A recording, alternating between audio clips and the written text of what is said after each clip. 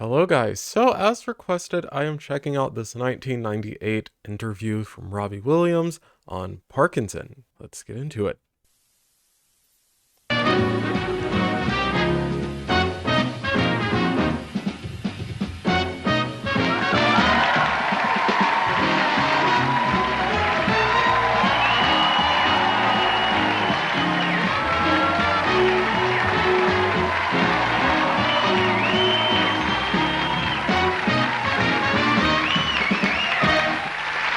Sorry guys, had to check my volume levels once more. I'm very paranoid about technical difficulties. Let's continue.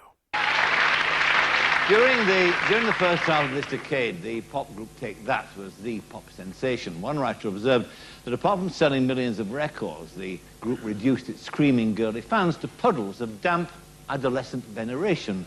Both here, be quiet, Mr. Sand, in America. My final guest tonight was part of that group. His liking for the high life didn't fit the image, so he left. At 22, it seemed he was finished, but he fought back, cleaned himself up, and started a career as a solo artist, successfully too. His new album is just about to go double platinum. Here, singing Angels, is Robbie Williams.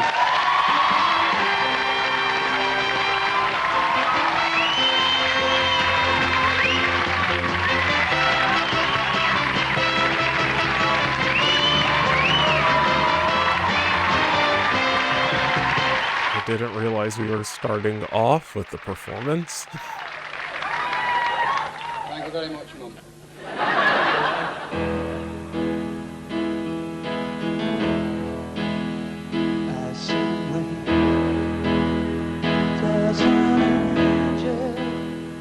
Contemplate my fate. And do they know the places where we go when we're gray and old? 'Cause I've been told that salvation lets their wings unfold. So when I'm lying in my bed, thoughts running through my head, and I feel that love is dead, I'm loving angels instead. And through it all, she offers me protection, a lot of love and affection, whether I'm right or wrong, and down the waterfall, wherever it may take me, I know the life won't break me. When I come to call, she won't forsake me. I'm loving angels instead. It's kind of funny how his voice has not changed that much over the past 2 decades. And my pain walks down a one-way street. I look above, and I know I'll always be blessed with love. And as the feeling grows, she breathes flesh to my bones. When love is dead, I'm loving angels instead.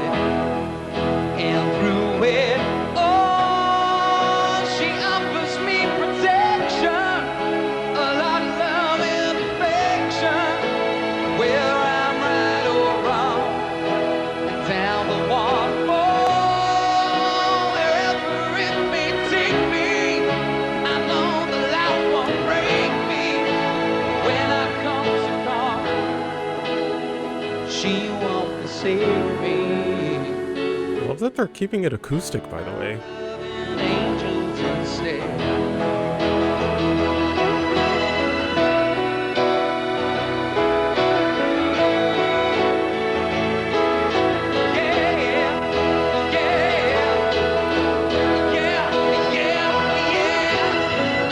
Can't lie, I feel a little stupid because I just noticed the strings. I heard them, but I didn't see them somehow.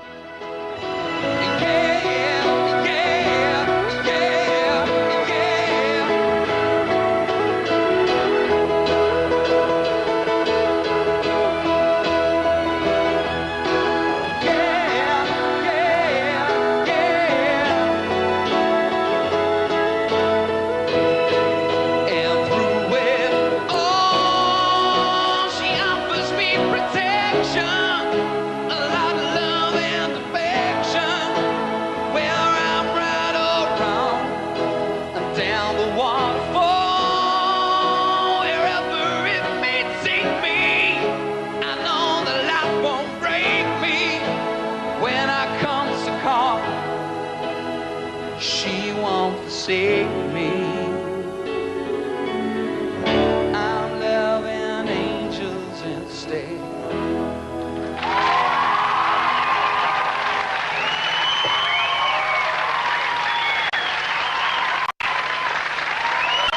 That was beautiful, as expected.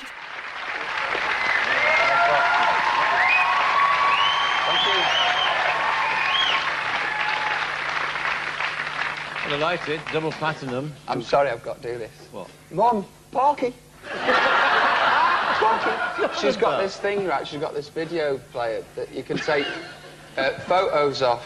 It's a laser thing. So, just one sec. Can we get this on? Because if we just get a still...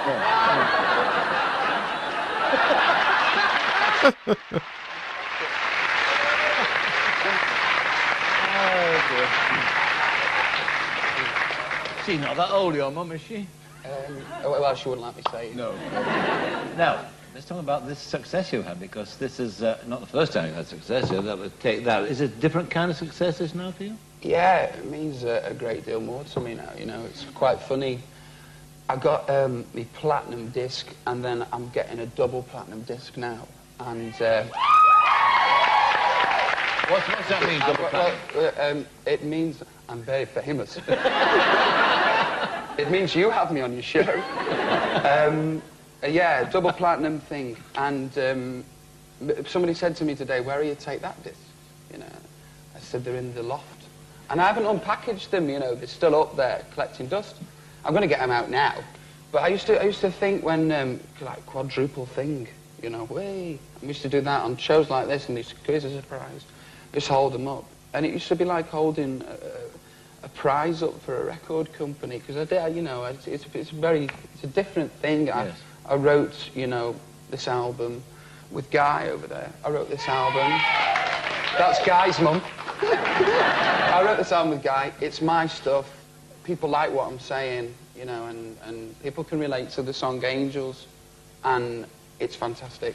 And also, it's been played at hatches, matches and dispatches an awful lot. Is it? Births, weddings and funerals, and that's great. Covers the water. You've got them all there, haven't you? Yeah, got them all. Got the lot. Yeah. But, I mean... That was a very interesting way to put it, but nice. And also, that was a very interesting point he made. I don't think I would have ever considered that. He mentioned that the Take That plaques kind of felt like plaques for the record company to him, and again, that's such an interesting perspective that I never would have considered, but makes sense.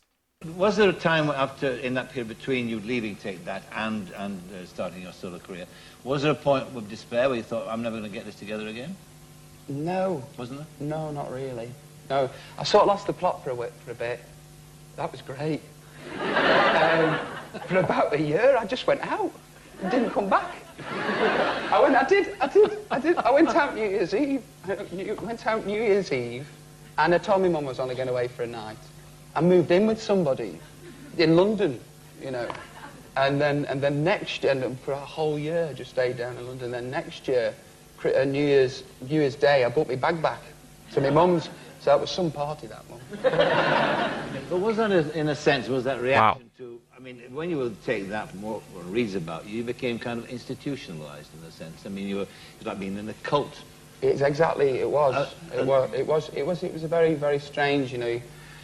You weren't really allowed to talk to people or get different views about what the business was like. You were kept cocooned, really, so you couldn't, I don't know, so you couldn't be rebellious or get any knowledge of anything else. So, yeah, like I did in the end. I just went, right, I've had enough.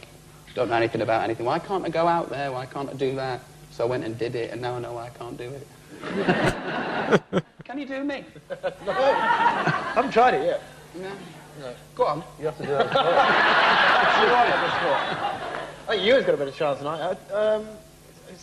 I'm saying there's a Harry Enfield bit there somewhere, isn't there? Can you do it? Mr. Green, that's more of a normal wisdom thing, isn't it?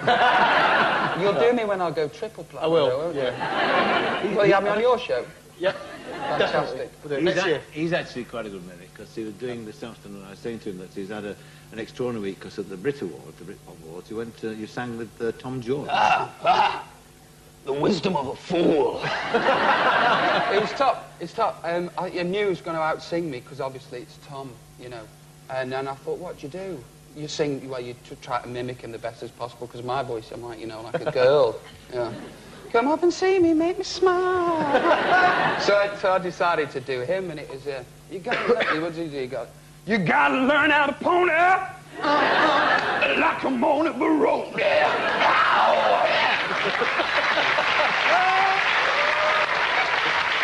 Very good.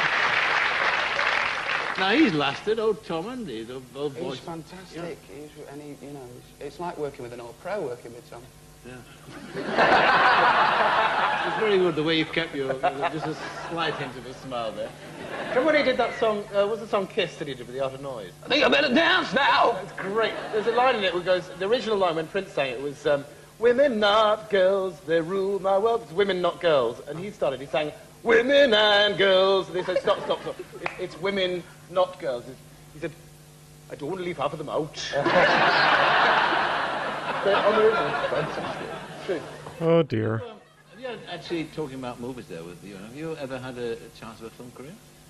It's funny I was mentioning this story to you. Is this true? Am I making this up? Can you remember that story I told you? Was it a woman? I better tell you. I can't remember the story. I knew it.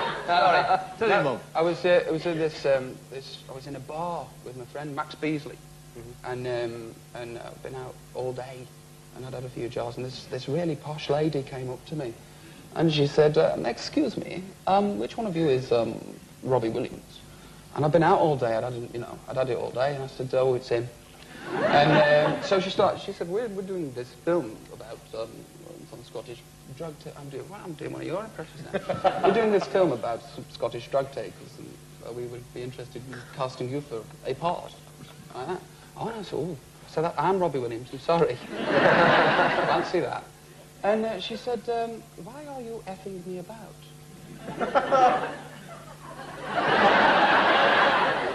I said, I've been out all day and I've been getting this all day. Why would you be getting this all day?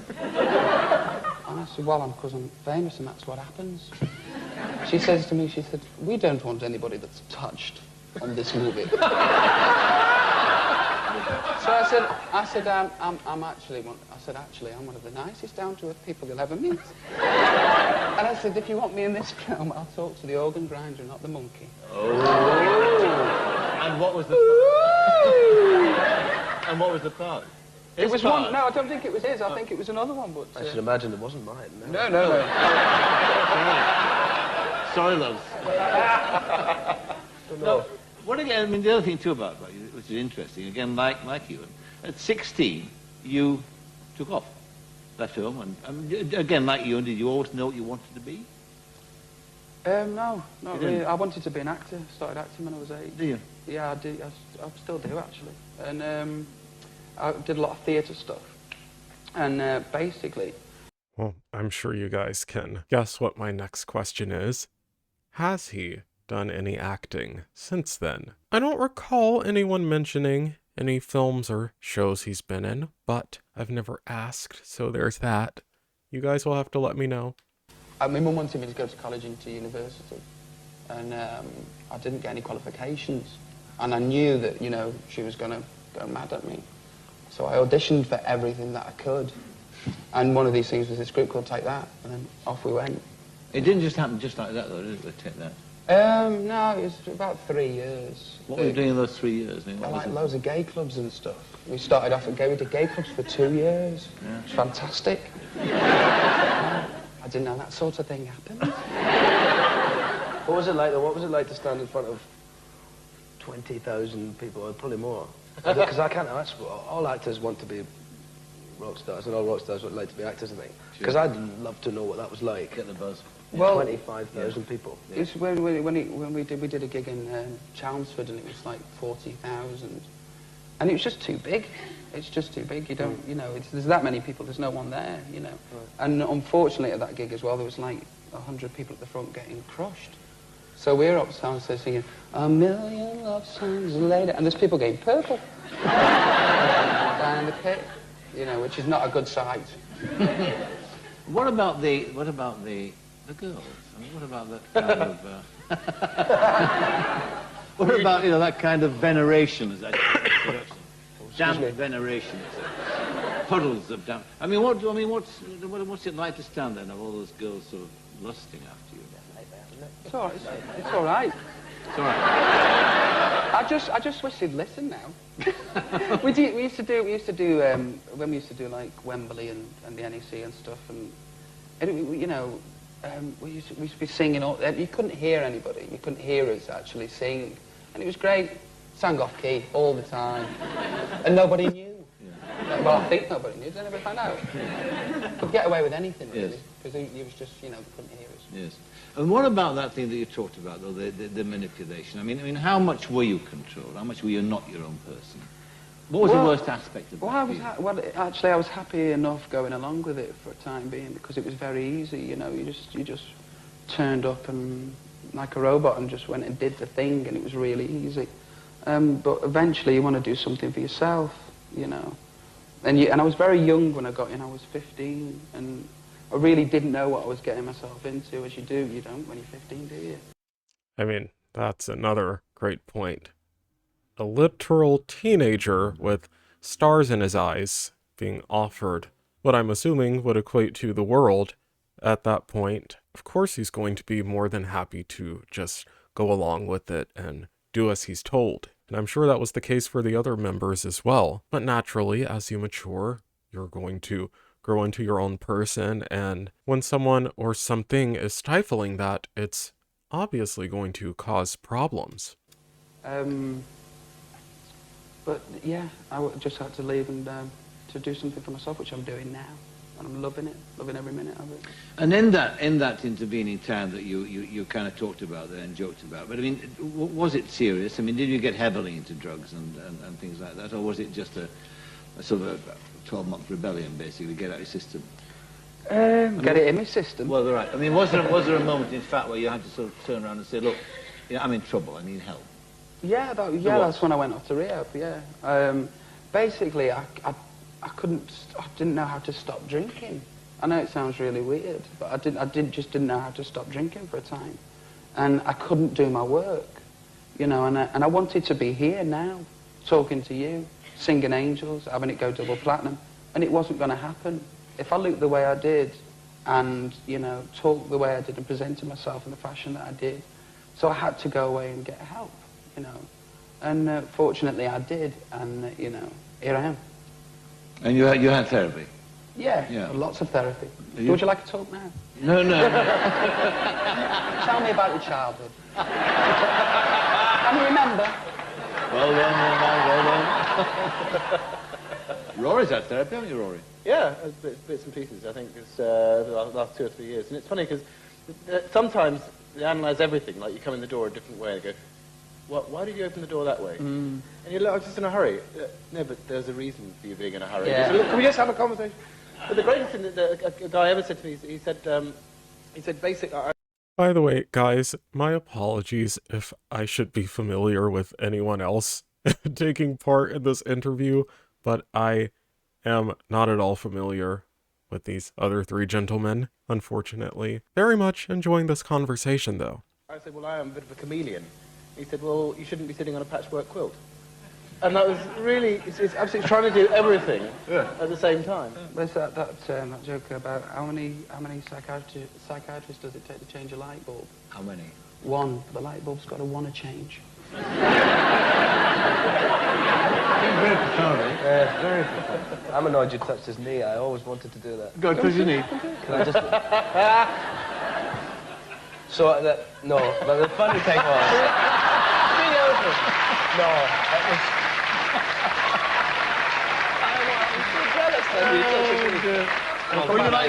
Would you like a message to your mum as well? Oh, yeah, hello.